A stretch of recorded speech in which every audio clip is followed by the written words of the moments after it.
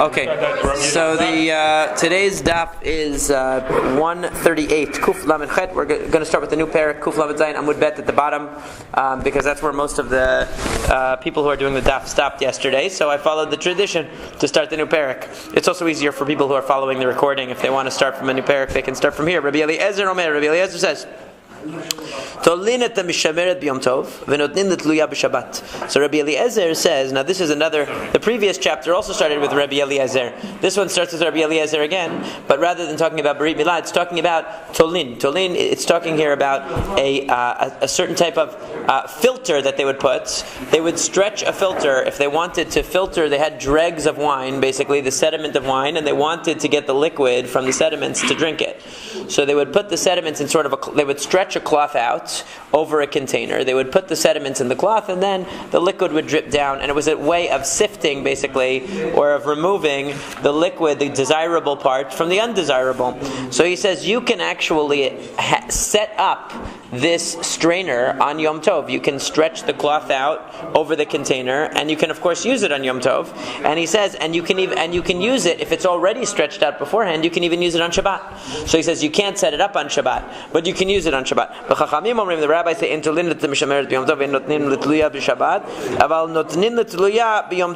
the rabbis say you cannot set up such a strainer on Yom Tov, and you can't use it on Shabbat. But you can use one that's already set up on Yom Tov. So what's the reasoning here? Rabbi Eliezer is of the opinion that stretching out the cloth is a problem because it's like making an ohel, it's like making a tent, you're making a roof over the container. That's the problem usually. Okay? So he says on Shabbat, you can't do that. Okay? But on Yom Tov, because it's for the purposes of food, you're allowed to set it up. Now on Yom Tov, everybody agrees you're allowed to use this because you're allowed to strain the wine, you want to use the wine. Okay? And you're allowed to do things for Ochel Nefesh, for food on Yom Tov. But on Shabbat, Rabbi Eliezer even permits you. So there's some discussion, why does Rabbi Eliezer permit you? Everybody seems to say it's because it's not a usual way of straining. Okay? Why is it not a usual way? There are different views of why. A simple way to think of it is that it happens automatically. You just put the sediment there, it sits there, and gradually by itself it kind of drips out. It's not an action where you pour it through a sieve, let's say, where you're involved in the whole process, but rather you just leave the sediment there and it drips out slowly. So Rabbi Eliezer is not concerned with this. The Chachamim are. Now the Gemara says, Hashta Rabbi Eliezer osufei oel aray lo musafinan leme'abad lechatchila sharei. How could it be that Rabbi Eliezer allows you to set up this contraption, which essentially is like making a tent, because you stretch out the cloth over the top of the container? He holds that you can't even add to a temporary tent, let alone make a new one. So how can he permit you to make a new one? Because he's allowing you to stretch it out to begin with on Yom Tov. So Maihi, where do you know that Rabbi Eliezer is usually stringent about the subject? It's not as it says in the Mishnah that we learned before. Pekaka chalon, Rabbi Eliezer omer bezman shekashur v'talui pokakin bo v'im lav in pokakin bo v'chachamim omrim ben kach u'ben kach pokakin bo.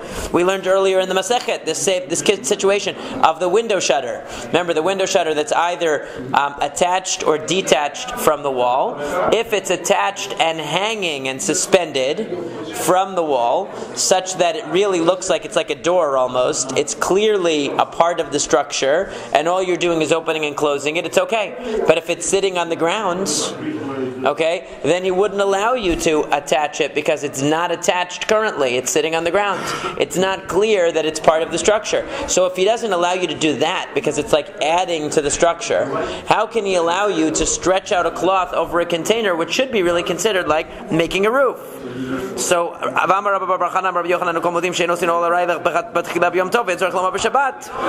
Rabbi Bar Chana said that everybody agrees you can't make even a temporary ohel, a temporary tent on Shabbat, on Yom Tov, and certainly not on Shabbat either.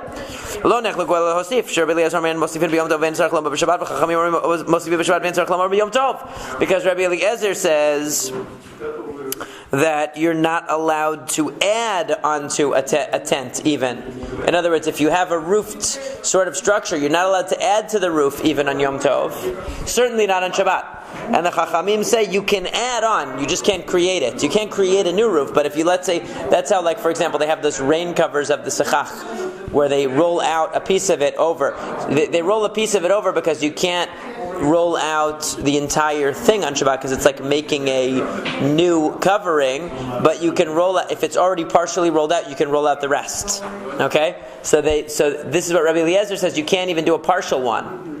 You can't even add. In other words, you can't even do a partial one and add. The Chachamim allow you to add, but everybody agrees you can't make it to begin with. So how is Rabbi Eliezer allowing you to make this to begin with? So Rabbi Eliezer savar like Rabbi Yehuda, Titania in ben Yom Tov l'Shabbat ela ochel nefesh b'lad. Rabbi Yehuda matir av machshir ochel nefesh. The answer is that Rabbi Eliezer holds like Rabbi Yehuda with regard to Yom Tov in particular. That everybody agrees you're allowed to do food preparation on Yom Tov. The question is, what about machshir ochel nefesh? What about activities that are not the preparation of food itself, but are instrumental to the preparation of food? For example, sharpening knives, or building an oven, or in this case, constructing a strainer. Can you construct a strainer stretching out a cloth over a container on Shabbat, on Yom Tov rather? Since it's one step removed from the actual straining itself. So can you do that? So Rabbi Yehuda would say, yes, you can do that. It would seem Rabbi Eliezer would say yes, because it's machshirei ochel nefesh. It's not the direct preparation of food, but it's preparing an instrument, or it's creating an instrument that will be used for the preparation of food. So, wait a second,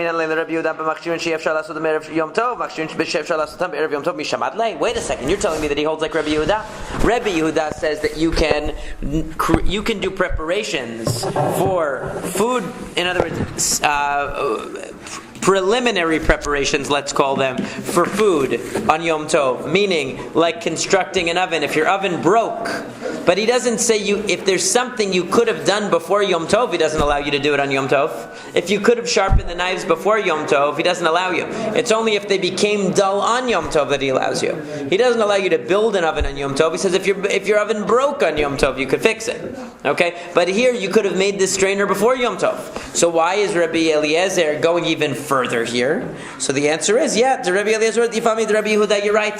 Rabbi Eliezer goes even further than Rabbi Yehuda. Rabbi Yehuda would only allow you to construct a strainer before Yom Tov, because that's something that can be done in advance. He wouldn't let you do it on Yom Tov itself. But Rabbi Eliezer says, once we say machshirei ochel nefesh, that the preliminaries for preparing food are allowed on Yom Tov, we're not going to distinguish between whether you could have done it before or not. We're going to say that it's permitted in all cases, and therefore you can stretch even this strainer. You can create the strainer basically on Yom Tov, even though it involves stretching a roof over a container, because it is for the purposes of food, and that's why he wouldn't allow you to do it on Shabbat, because on Shabbat there's no such dispensation for food preparation like you have on Yom Tov. Now the Gemara asks, they ask the following question: Talamai, if a person did set this strainer up, the Chachamim say you're not allowed to. Even Rabbi Eliezer agrees that on Shabbat you're not allowed to, right? So what's the outcome? What kind of violation does it entail? So Amar Rav Yosef said, Tala chayav chatat. If you stretch this out, chayav chatat. It's a biblical violation of construction. You constructed a roof over this container. It's like any other type of binyan, any other type of building. Okay, boneh. So what's it? So Elam Amarle Abaye said to him, Elam me'ata, according to you, are you telling me that if I hang a picture or something on a peg on the wall, that I'm considered building? In other words, how significant does it have to be? I mean, I'm stretching a cloth over a container. That's building. That's no different than hanging a picture on the wall. I mean, where do you draw the line? Maybe you're going to call that adding to the wall.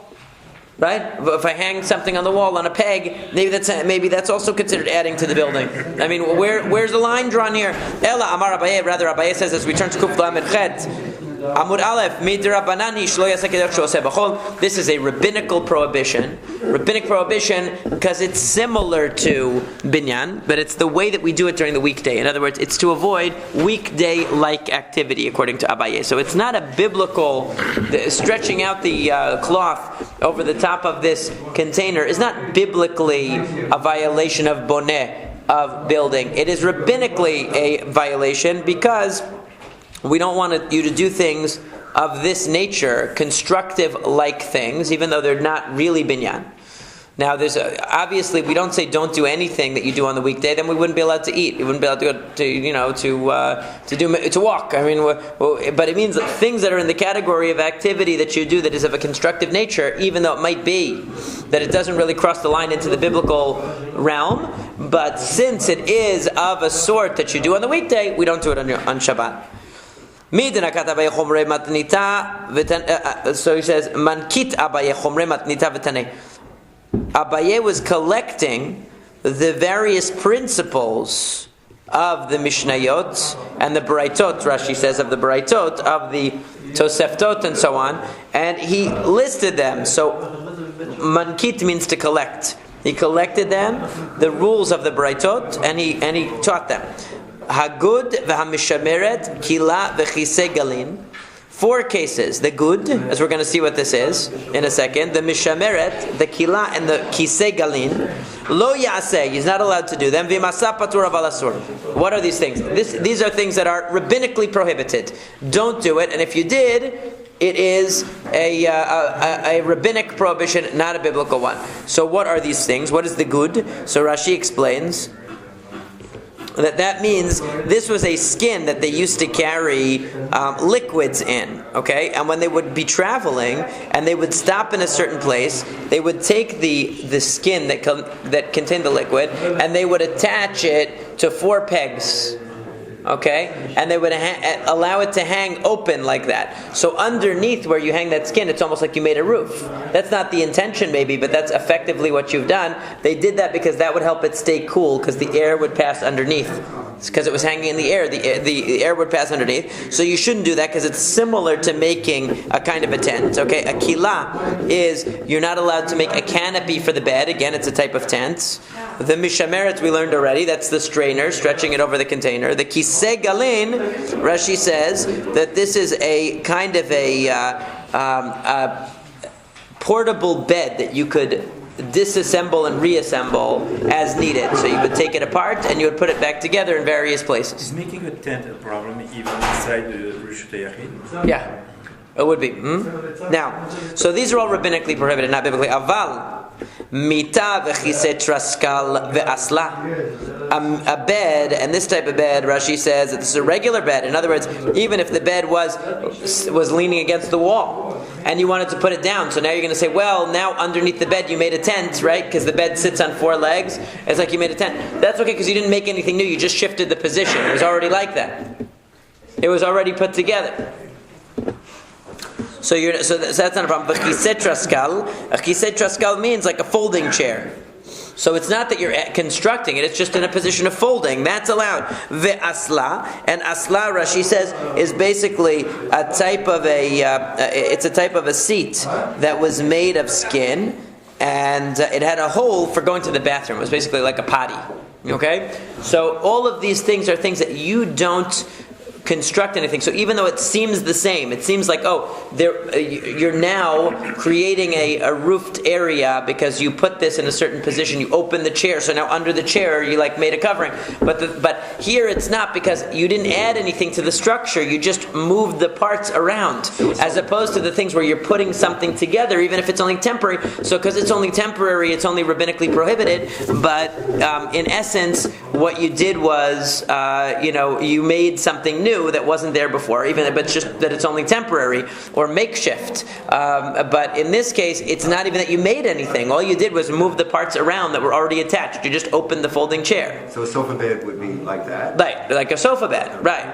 Or a sofa bed or a table that you unfold.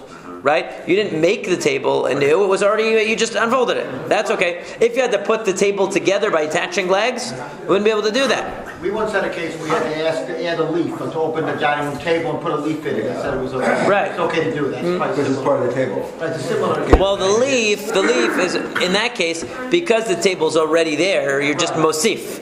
To adding on, is not as big of a deal as making something new. Right, but a bed that disassembles and you reassemble it, like a camping bed that you actually have to put together from scratch, that would be an issue. What about an airbed? An airbed, how did that work? You just pump it with air? Yeah. No, because it doesn't create anything underneath. It's just flat. Yeah. Right here, we're only talking about things that are suspended on legs, elevated. Now, okay, so that's mutal and totan lechatchila. So enotin letluya b'Shabbat. So we said that if you're not allowed to, even if you had the strainer set up before Shabbat, you're not allowed to strain this wine on Shabbat. It's like borer, basically, you would think, right? Now, okay, shimer ma. So the question is, they asked shimer mai. What happens if you actually did do it? Is it a biblical prohibition or rabbinical prohibition? So Amar Rav Kana said shimer chayav chatat. It's chayav chatat. You just separated the good from the bad. That's one of the melachot of borer, correct? You separated the sediments, the dregs, from the liquid. Matkif la Rav Sheshet objected me. You're telling me that the rabbis are when the rabbis say you can't put the liquid into the strainer on Shabbat, they're saying chayav chatat. They're saying that it's a biblical violation. And Rabbi Eliezer is saying it's totally permitted. Do you ever find such a wide discrepancy that one guy says it's totally permitted and the other says it's a biblical violation? If you have a folded blanket, you can't open to cover yourself and sleep under it? You can sleep under it. You're not making a structure, you're just putting it on yourself. It's like clothing, that's for sure. I mean, it's the same. But if you put sticks down and you make a tent, or something like that would be a problem. Maybe. It could be. Now, okay. So Matkif la Rav Yosef says, Lama lo, what are you talking about that you can't have a wide discrepancy among with the rabbinic opinion? Because we learned earlier in the Masechet about an Ir Shel Zahav, the special fancy, very, very fancy tiara that ladies would wear, or whatever you want. It's not really a tiara, but something on their forehead. That was the Ir Shel Zahav. It was a golden city, a very super fancy jewelry that they would wear, ornament that they would wear. And there was a machloket. Maihi, what are we talking about? The Tanya is willing to write lo tetzei isha be'ir shel zav im yatza'a chayevet chatat. The Rebbe Meir, the Chachamim omrim lo tetzei im yatza'a petura. The Rabbi Eliezer Omer yotza'a isha be'ir shel zav dechatchila. You had three opinions over there. Rebbe Meir says that you cannot go out with this ir shel zav, and if you do, chayav chatat. Meaning it's biblically prohibited to go. It is considered carrying an item. It's not even considered an ornament because it's not something normal people wear. Only the fabulously rich wear it. And because only the fabulously rich wear it, it's not even considered an ornament. The Chachamim said that no, you're not allowed to wear it out because you might take it off and show it to someone and end up carrying it. But wearing it is considered wearing an ornament. We wouldn't say that that's not an ornament. It's definitely an ornament. And Rabbi Eliezer said, you know what? No problem. You can wear it out on Shabbat, even in the public domain. Nothing to be concerned about at all. So you have a wide discrepancy. The Rabbi Meir is saying, totally forbidden, biblically forbidden. It's considered a carrying, 100%. And what does Rabbi Eliezer say? Totally permitted. Okay, so you're telling me that they can't have such a wide discrepancy in opinion, but they clearly do. Amar le Abaye says, Misa brother Rabbi Eliezer ad Rabbi Meir kaed Amar chayevet chatat ad Rabbanan kaed. Rabbi, so the Amrei Patur Valasur. You're thinking that Rabbi Eliezer is responding to Rabbi Meir. Rabbi Meir is the one who has the most extreme, stringent opinion and says that wearing the city of gold on your head is biblically forbidden. But Rabbi Eliezer is not addressing Rabbi Meir. Who's he addressing? The Chachamim. The Chachamim were the ones who said it's only rabbinically prohibited, and Rabbi Eliezer is saying, no, it's not rabbinically prohibited, it's permitted. So what does that make a difference? So therefore you see there's not such a wide discrepancy. So the big problem here is, of course, there still is a discrepancy, because Rabbi Meir says that it's biblically prohibited, and the Chachamim, you just have three opinions. Why does that make it any better? Oh, because there's an intermediate one. Right. I mean, so there's an intermediate one. So still, right. So Tosafot says on the side, Lo yada Rabbi Maika Mishaneh. The Rabbi, whoever his teacher, doesn't understand this at all. Meaning, what kind of argument is this? Throughout the Talmud, you have so many opinions: biblically prohibited, rabbinically prohibited, permitted, all the time. And now all of a sudden we're worried because one guy says biblically prohibited and one guy says totally permitted. Generally, it's true in Hilchot Shabbat. If somebody says it's biblically prohibited, you don't find somebody saying it's totally permitted. You usually find somebody saying it's rabbinically prohibited, right? At best. If one guy holds it's biblically forbidden, the other guy will say, no, it's only rabbinically. You rarely find such extremes. That's true, but so you could understand the Gemara is saying that there's gradation here. That really, the way I would understand it and explain it, and I'm not getting this from any of the Mefarshim, but just from my own head, is basically that since Rebbe Meir holds, the fundamental machloket is between Rebbe Meir and the Chachamim. That Rebbe Meir says it's biblically forbidden, and the Chachamim say it's only rabbinically forbidden. And then Rebbe Eliezer has his own machloket. He agrees with the Chachamim that if it were forbidden, it would be rabbinically forbidden. But he says, I don't think that the rabbinic prohibition applies in this case. And as we learned earlier in the Masekhet, the reason why was because he said, what's the reason for the rabbinic prohibition? That you're going to wear this out on Shabbat and you're going to take it off and show it to your friend and you're going to carry it. Rich ladies don't show off their jewelry in public. That's not cool. Right? Yeah, we learned that already. So that was what he said. So, in other words, there are really just two categories. Either rabbinic prohibition or biblical prohibition. And Rabbi Eliezer is arguing whether the rabbinic prohibition applies in this case. Okay, so it's a little different than just having biblically forbidden. In other words, what the Gemara seems to be saying is that if the Chachamim, in other words, if the rabbis held that this straining was biblically forbidden, then Rabbi Eliezer wouldn't go so far as to say it's permitted. He probably would have forbidden it rabbinically. And since he's not forbidding it rabbinically, right? So therefore, it means that they must have only meant that it was rabbinically forbidden, and he was saying it was allowed. That's how the Gemara is understanding here. It's still difficult, but that's how the Gemara seems to be going. So then, okay. So and that's why. And so Rabbi Eliezer, in the case of the Ir Shel Zahav, is saying it's totally permitted. Okay, so mishum my matrinan be. What do we when we see a person who now incidentally this argument didn't stick. Okay, so he came along and said, "Hey, how can you have such a wide discrepancy?" And then the answer came along. Abaye came along with the answer and said, "No, you can have a wide discrepancy." In other words, we said, the Gemara said, the original Gemara was that Rav Kahana said that if you strain on Shabbat, according to the Chachamim, if you strain the wine, chayav chatat. It's biblically forbidden. Then the Gemara said, no, Rav Sheshet said, how could that be? Because how could you have such a wide discrepancy? And they answered, no, you can have a wide discrepancy. And Abaye says, no, you can't. You can't, because even there you still have three levels. You don't just have biblically forbidden and permitted. You have something in the middle. So that would seem to save the idea that, yeah, you don't have a wide discrepancy. So really we should say that the rabbis are only rabbinically condemning straining on Shabbat. But that's not true. The Gemara proceeds with the original statement of Rav Kahana that this is biblically forbidden. Okay, it's biblically forbidden. So now the question is, Mishum mai matrinan be. When you violate Shabbat, if you're violating Shabbat and two witnesses come over, and the witnesses say you're not allowed to violate Shabbat, and if you do, you're going to get the death penalty and everything. So they have to warn you in terms of what you're doing. So they have to say to you, you are violating the malacha of bishul, cooking, or you are violating the malacha of hotza'ah, carrying. They have to say what the violation is. They have to identify the violation. So Mishumai Matrinan be, what is the violation they identify here? Rabba Amar Mishum Borer, Rabba says it's Borer. Right, because you're separate.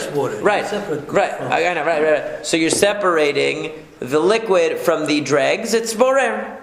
Rabbi Zera Amar Mishum Meraked. Rabbi Zera says no, it's sifting.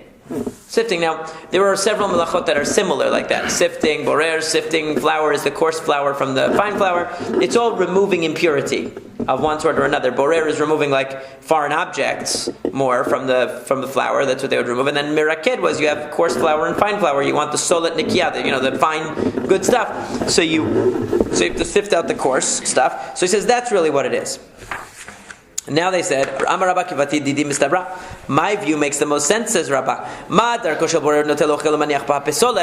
Because how does a person usually separate things? How does he sort things? He takes the good and he leaves the bad. And that's what you're doing here. You're putting the thing in the strainer, the liquid is coming out, and you're keeping the dregs away.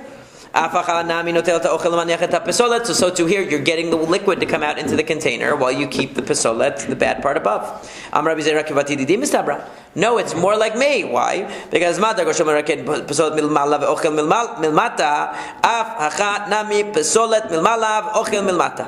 that when you sift something, what do? The coarse flour stays above. Right? The coarse flour stays above. If you think about like a French press for coffee, Right? What do? You keep the dregs below. You keep the good on top. That's the usual way. When you sift, though, you pour into a sifter, and what happens? The coarse stays on top because the holes are too small for the coarse. Only the fine will come through the sift, right? So he says it's more like miraked. It's more like sifting. Now Rashi says on the side that It's both. that really Rabbah agrees actually that you could do either one. In other words, you could tell the person who's putting the dregs of wine into this strainer that he's violating borer or miraked. They would both be good according to Rabbah. But Rabbi Zera says no, this is not the normal way of borer. You have to say miraked, you have to say sifting. So that's what the machloket is. Would both work? According to Rabbah, both would work. According to Rabbi Zera, only miraked would work. Tanei Rabbi Bar Yecheskel. If it was both, you would have to bring 2 korbanot. No, you can't. I mean, no, we're talking about hatra'av, you're being warned. So that means you're not going to be bringing any korbanot except yourself. If you did... You're the korban. You did, right. No, if you did it would still only be one violation. We're just not sure the precise category. Oh, if you did It's still one violation. They're just arguing which is the more precise of the categories to identify it as. Rami Bar Yecheskel says, "Talit kefula lo yaseh v'im asa patur aval asur." So he says, a folded talit you can't make. Now, what does he mean, a folded talit? He means you can't make like a kind of tent with the folded talit. Rashi says, "L'shtoach talito al gabe arba yetedot." You want to go and sleep under a tent. You're sleeping outside, so you want to put 4 pillars, and you put the talit over it. So you're not allowed to do that. Obviously, that's an oil. That's an oil. That's making a tent. It's temporary, but you're not allowed to do it. It's patur aval asur though, because it's only temporary. However, if there's a string or a rope attached to it, okay. So Rashi says, for example, you attached it beforehand, and it's already partially on there, and you're just spreading out the rest. Okay, so you rolled it up. In other words, it's attached but rolled up, and now you're rolling it out the rest of the way. That's okay. That's mosif. That's like the sukkah thing, the shlach or whatever it's called that they have for the rain. Where you leave it a little bit out. So if you need to roll the rest, you're allowed to. But if you didn't leave it a little bit out, you can't put it on at all because that's a totally new oil then, and it wouldn't be permitted to do it. That's exactly what we're saying. Now, so then Rav Kana asked Rav the following question: Kilamahu. What about a bed canopy? They used to have these bed canopies, you could still see them sometimes. They have canopies. Now they're usually larger at the top, but they used to have canopies that came down like this. And so they would have, like, let's say a pole in the, that went on either side of the bed, a pole, and then they would drape over it some kind of curtain. So they would, and a pole across, obviously, right? In other words, there would be a pole on the head of the bed, a pole at the foot of the bed, and a pole across, and they would drape across some kind of a curtain. It looked very pretty, and so it was a canopy. So he asked him, what can you do with that? Amarle af mitasura, even a bed is prohibited. So then he asked him, mitamahu, what's the deal with the bed? Amarle af kila muteret. He said, even a canopy is okay. And then kila umitamahu, and then he asked him about a canopy and a bed. Amar le kila asro mitam muteret. He said a canopy is prohibited and a bed is permitted. Now, obviously, he gave him 3 different answers to the same question. So what is going on here is right. How can he? It reminds me of the joke of the rabbi that he has 2 litigants, and he says to the first litigant, "You're right," and then the second litigant speaks, and he says to him, "You're right," and then his wife says, "How can they both be right?" And he said, "You're right too." So how can they all be right? It's different answers to the same question. So obviously what it suggests here is that there were 3 different questions in different occasions, and there was one time where he prohibited both, where he permitted both, and where he permitted one but forbade the other. Each one is a different context. So what's the context? No problem. Okay, when he said that both the canopy and the bed are prohibited, he's talking about a canopy of a normal canopy, which would be considered making a tent, and he's talking about a bed where you assemble the bed completely from scratch. In other words, you have to put the bed together. So since you're putting the bed together from scratch, it's no good. Because putting the bed together from scratch is assembling something for the first time on Shabbat, and putting the canopy, you're not allowed to do. Okay? What about the case where he said they're both allowed? That's the case like Rami Bar Yecheskel said, that you were talking about a situation where you had already the canopy was partially attached from beforehand. The bed is already in place, and you just have to, let's say, unfold it. right? Like the sofa bed or something like that. You just have to unfold it in some way. And the canopy is already partially attached. You just have to unroll it the rest of the way. So in those cases, that would be okay. Both would be okay. And what's the case? Kila asrom mita muteret. And what's the case where the bed would be permitted, but the canopy would not? That would be kididan. Kididan is the mita shaita zekufav or mushav al raglea, a regular bed that you just have to put down on the ground. In other words, you don't have to assemble it at all. So that's certainly allowed. And a canopy which is being just made from scratch. So in other words, when the canopy is being, the basic principle is when the canopy is being made from scratch, it's no good. When the bed is being actually assembled from scratch, it's no good. When the bed or the canopy is just being readjusted, like the canopy is being rolled out the rest of the way, or where the bed is being unfolded or whatever it is, or repositioned, that would be okay, yeah. So that would be okay. Or unfolding a table. So Amar Rav Yosef said, Chazina lehu lekilei de veravuna de mi'orta negidu umitzafra chavita Ramya. He said that I saw in the house of Rav Huna that in the evening the bed canopies were placed on their beds, and in the morning they were thrown on the ground. So Rashi says, "B'leilei Shabbat reitim perusot laboker reitim mushlachim la'aretz." That I saw that on Friday night they would be. The canopies of the beds would be on, but on Shabbat morning they would be taken off. And if you're allowed to take something off, you're allowed to put it on, because binyan and stira, because building and destroying are the converse of one another. In other words, anything that you're not allowed to build, you're not allowed to take apart, disassemble, right?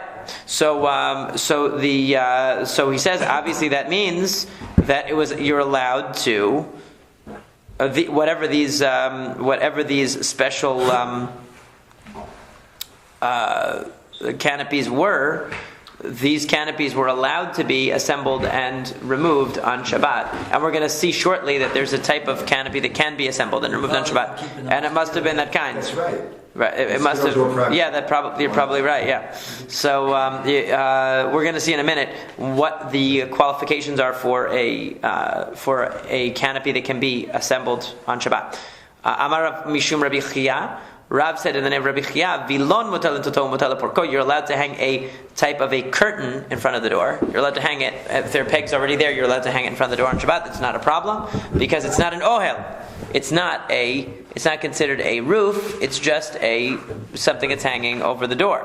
So only something that makes a roof comes under this problem of ohel of creating a tent. And we turn to Amud Bet. Kilat chatanim mutal lintota umutal porka. You're allowed to put up what's called kilat chatanim, the canopy of the bridegroom. We're going to see how this works. You're allowed to put it up and you're allowed to take it off. And we must assume that this must have been something like what they saw in the house of Rav Huna, because if they were putting it on and taking it off on Shabbat, it must have been allowed. Now we're going to get all the qualifications for that. Amar Rav Sheshet, Rav Idi said the following: Qualification number one is that when you hang up this canopy, there cannot be in the horizontal part. Now remember, we're talking about something that droops down. In the horizontal top, there cannot be a tefach. If there's a tefach of horizontal flatness on the top, that's a tent. It's no good.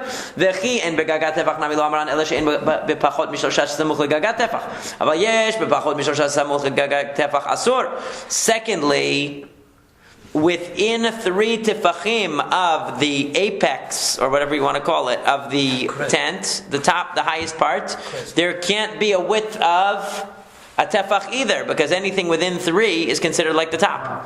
Okay? So within 3 tefachim of the top of this tent, there cannot be a width of 1 tefach. Very narrow. That you've made now. You're making it on Shabbat. You're making it on Shabbat. You have to have like a tap very flat, and then it comes. Right, it can come out, but we're going to see that even there will be a problem. Yeah, so yeah, aval yesh mishal sham samuch legagat tefach asur. So that velo amaran ela she'en b'shipua tefach. Aval yesh b'shipua tefach shipu'e oalim ka'oalim damo. Okay, and then he says, and third of all, if you look at it as having a center, okay, the center being wherever that pole is going to create sort of a center, and it's going to fan out on either side. It can't fan out a tefach on either side. So that means not only can at the top you can't have a tefach of width, but even at the bottom, if the right side fans out a full tefach from the center, or the left side fans out a full tefach from the center, then you're going to end up with Also a tent because because the fanning out, the slope is also like a roof, because you could think of it as a sideways roof, right? Yeah. Now look at the drawing. They have a drawing in there, right? They have a drawing. It'll never work for a sentence. You can never do it. I mean, so you'll see that they'll see that. So some of them Mefarshim explain. Yeah. So some of them Mefarshim explain that you wouldn't have only one of these. You would have multiple ones. Okay, because having just one wouldn't be anything. You would have nothing, right? It would be too thin, too narrow for anybody to squeeze in there, right? So then, unless you're really, really skinny, no, nobody's a tefach narrow. Similarly, we only said this when it doesn't hang below the bed a tefach, because if it hangs below the bed a tefach, then underneath the bed, underneath the bed, now you made like a new wall hanging down, and the bed is the roof of the wall. The bed is like the roof. So now under the bed is a roof. And you just made it. So you've got all these restrictions. So basically, what is the bottom line? Don't do it. All right. Now, the bottom line. Now, okay, so now the Gemara says, Rav Sheshet, the son of Rav Idi, said, you can wear a felt hat on Shabbat. Well, that's a good thing, because otherwise a lot of people would be in trouble, wouldn't they? So, but wasn't it stated, Siyana Asur, that you can't wear a felt hat? Look, no problem. It depends whether the brim stretches out a tefach. This is actually a problem. Wearing a hat that stretches out a tefach, if the brim stretches out a tefach, could be an issue of making a temporary ohel on Shabbat. I remember being instructed on this when I was in my yeshiva days. Ela me'ata, according to that, sharviv beglima tefach hachinamid mechayev. What if I put my cloak over my head and my talit over my head and it hangs out a tefach? Is that going to be a problem? So the Gemara says no. So it depends whether it, because a glima, when you put your cloak over your head or your talit over your head, it's not mihadak. It isn't firmly placed. It's loose. It's hanging over you. It's hanging over you. Okay, like the Emperor in Star Wars, he has that thing. It's hanging over you. It's not something solid. But a hat is solid. So if the hat is firmly on your head, you can look at that as like an ohel. If it stretches out a tefach, it could be a problem. Yeah, there's only one type of halacha, the serious kind. That is it. Babaver's got monster. Yeah, it's a big issue. Yeah, it's a big deal. Actually, a lot of the litvaks are really strict about the brim of the hat not being a tefach stretching out. I remember when I was in yeshiva, I went to a very litvak, yeshiva. And they were very particular about making sure you have a thin, that the brim doesn't stretch out too far. What do they call? Now, this is according to one reading of the Gemara, but Rashi actually has a different reading, that the Gemara is rejecting the idea that wearing a hat would be a problem, and is actually saying that the concern is that if you wear your hat loosely, it could get blown off in the wind, and you might come to carry it. But if you wear your hat tightly, it's not an issue. Okay, so there are some Mefarshim, there's some who interpret this the way that I just told you, that the concern is about creating an ohel that the protrusion of a tefach is a problem, and there are some who say the problem is not ohel, it's not the protrusion of the brim, but it's the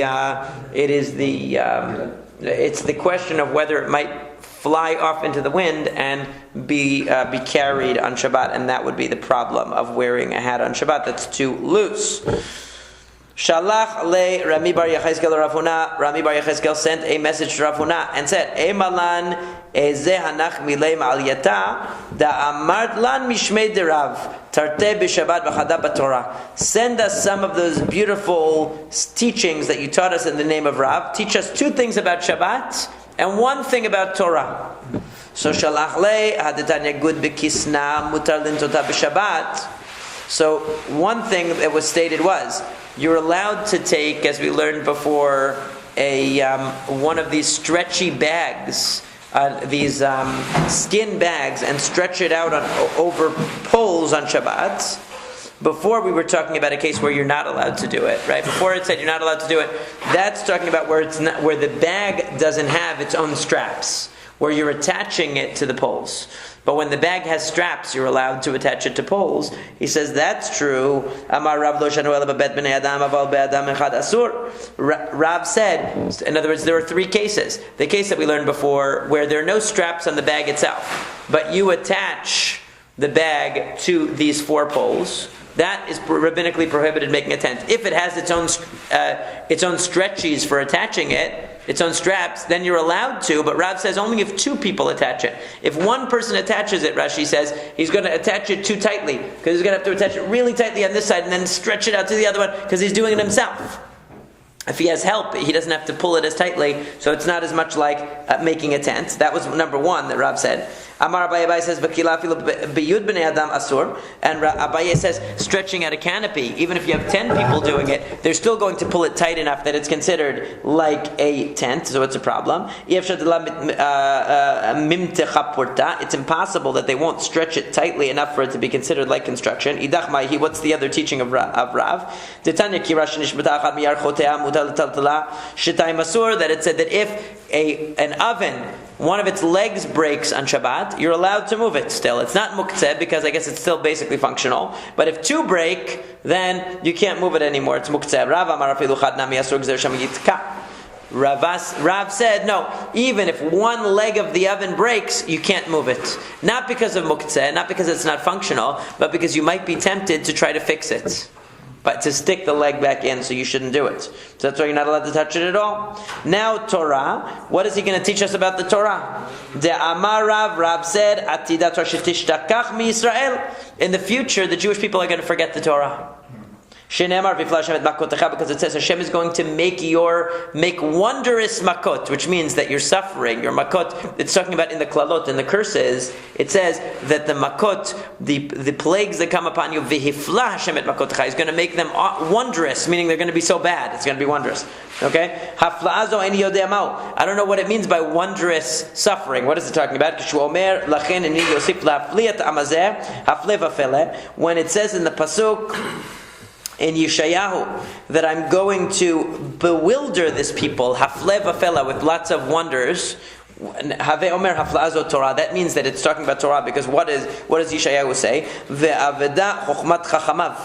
That the wisdom of the wise is going to be lost. Ubinat nevonim nistar tistatar. I'm sorry, ubinat nevonav tistatar. And the understanding of the understanding ones is going to be hidden. In other words, what is the wonder that's going to be done to the people, that they're going to lose all their wisdom?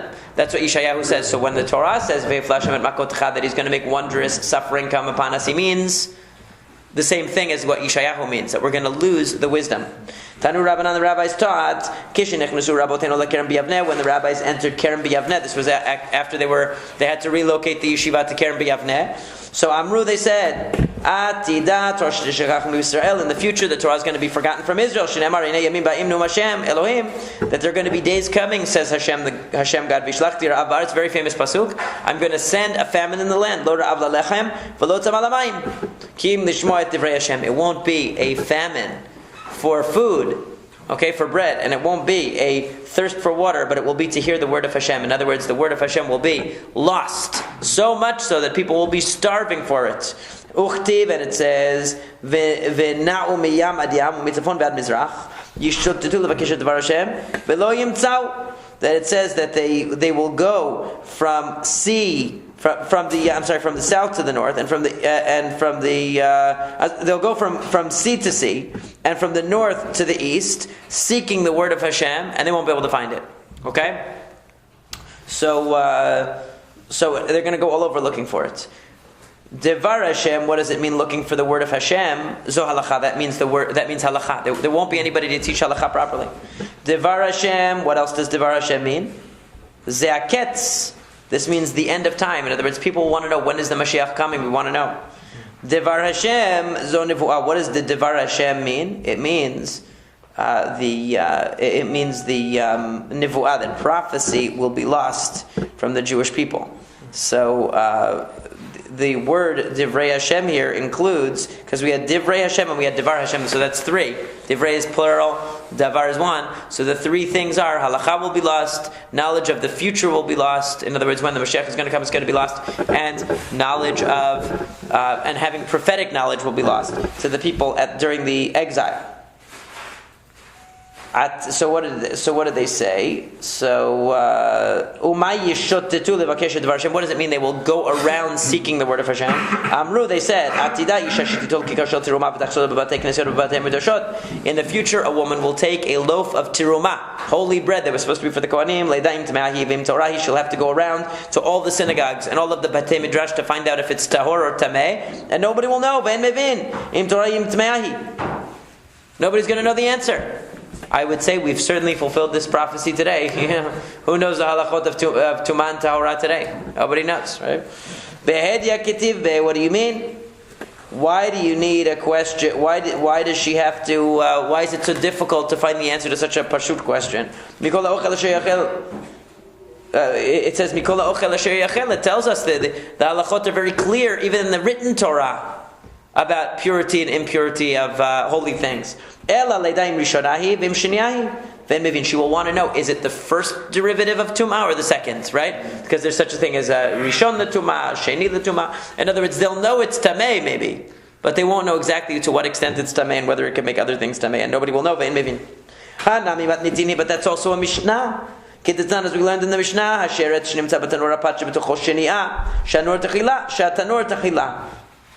that if you find a dead rodent, which is one of the rodents that transmits tum'ah, in the oven, then bread that was baking in the oven is a shniya la tum'ah. It's second to tum'ah. In other words, the oven becomes tameh from the mouse, or whatever it is, the dead rodent. And what happens? The bread is touching the oven; it becomes tameh from the oven. Okay, so and they won't. This is also a Mishnah. So why do they? So why would she have a question? What's the problem? Why won't people know the answer? They will have a question. The same question that Rav Ada bar Ava asked Rava.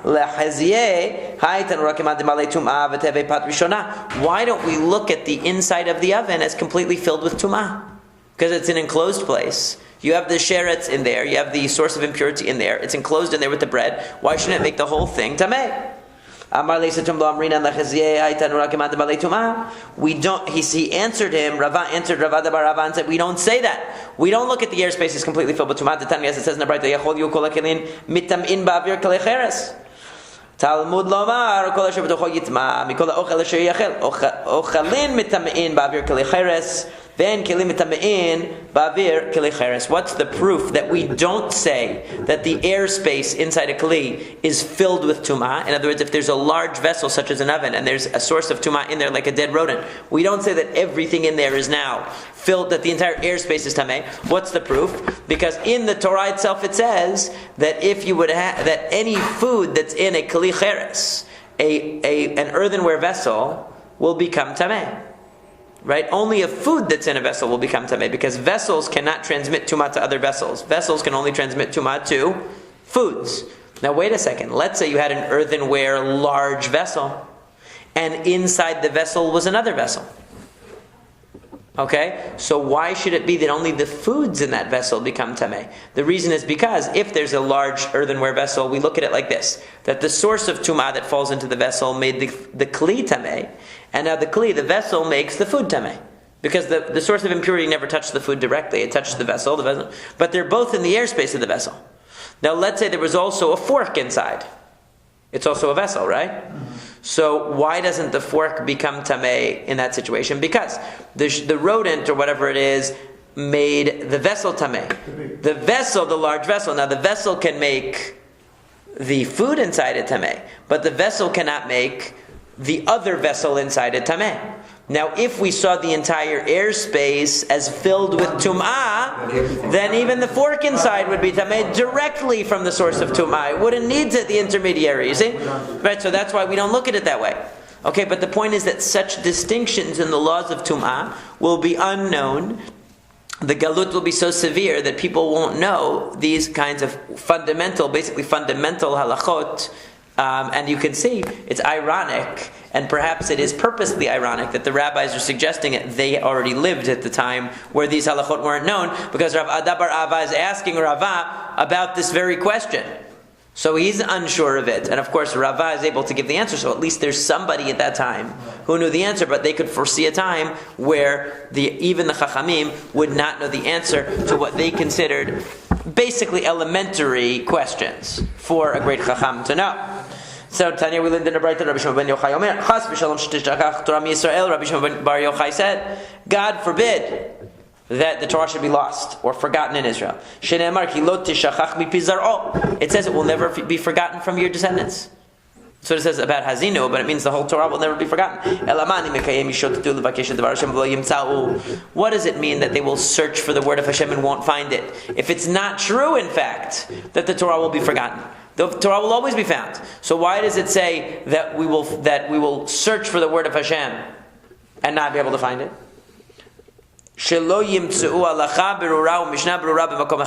That they won't be able to find clear halacha and clear teaching in one place. So what does Rashi say? But ta'amim, that you won't have clear halacha with all of its reasoning behind it, shelo yeheh ba machloket, that there won't be argument about. In other words, that you will have dissent and argument because people won't know the reasons for the halachot, and that's really where you develop argument. Because when you don't know the reason behind an established teaching, and people have different theories about what the reason is behind the teaching, then the difference in understanding what they know. It's not oftentimes it's not the basic. It's never the basic facts that are the subject of machloket. They always have basic facts that they agree upon, but it's how you interpret those facts, how you explain the reason behind them, that determines how you're going to apply the principle to new cases. So basically, what the Gemara is saying is, yes, people won't forget the Torah completely, but they won't have an understanding of the reasons behind all of the halachot clearly enough to prevent disagreement and difference of opinion that causes dissent and causes a lack of clarity in the study of Torah and the practice of Torah. And that's one of the that's one of the things that is a curse, basically, that Yeshayahu is saying will come upon the people when they are in the exile.